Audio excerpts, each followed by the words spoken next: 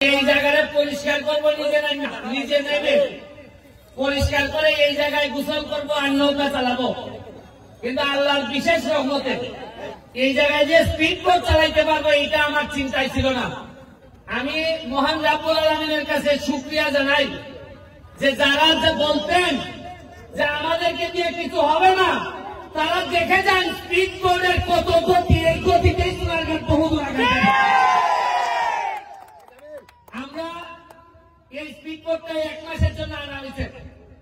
আপনারা প্রতিদিন বিকালে এসে লাইন ধরে আপনারা, আমরা 2টা থেকে শুরু করব। আপনারা আজকে তাড়াহুড়া করার কিছু নাই, আপনারা আসবেন বাচ্চারা বা যারা উঠতে চান 5 জন করে এইখানে আমরা আপনাদেরকে স্পিড বোট চালানোর ব্যবস্থা করব।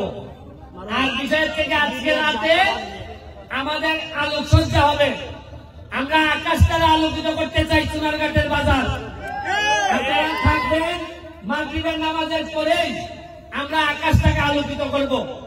আমি শুধু আপনাদের কাছে একটাই, যে আমরা সবাই মিলে বঙ্গবন্ধুর সোনার বাংলা বানাইতে চাই, সবার সহযোগিতা চাই। আমি একা সব পারবো না, তবে আমি নমুনা দেখাই দিয়ে যাচ্ছি। আরে আমার একটা বিশ্বাস আছে, এমপি যারা যদি আর নাও থাকি, আমি যদি পৃথিবীতে বেঁচে নাও থাকি, তাও বলে দিতে পারবো সোনারঘাটের মরা নদীকে জীবিত করে দিচ্ছে।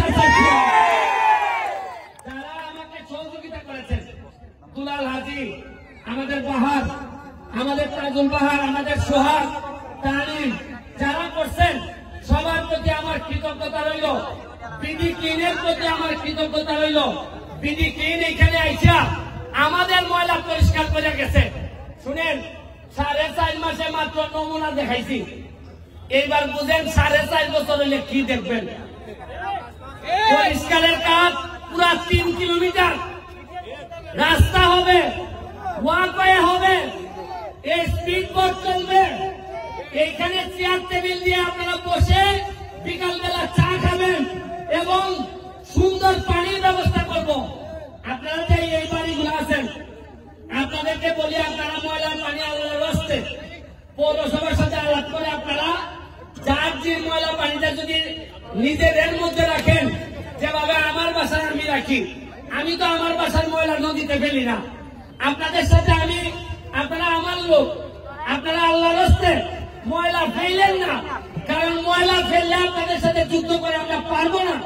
কিন্তু আমি আল্লাহর রাস্তে আপনাদের কাছে চাই, বৃহত্তর স্বার্থে, সোনারঘাটের স্বার্থে আর ময়লা ফেলেন না।